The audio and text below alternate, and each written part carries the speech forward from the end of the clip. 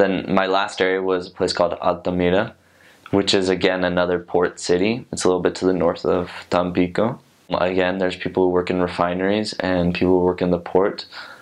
This place it's almost like an extension of Tampico, but a little bit further off.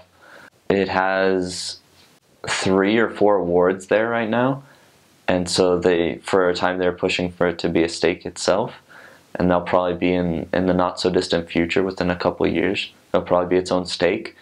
And so there's a decent amount of members there as well, and it's not nearly as large of a city as Tampico or Madero, but it definitely is not a little town.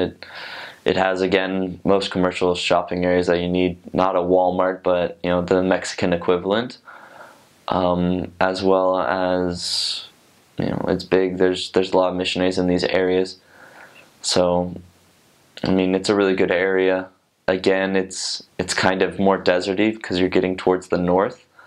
But generally, it's a little bit cooler than being so close to the coast like Tampico. It's a little drier, so it's not as wet, but it's still not quite as dry as my first area, where it's basically a desert.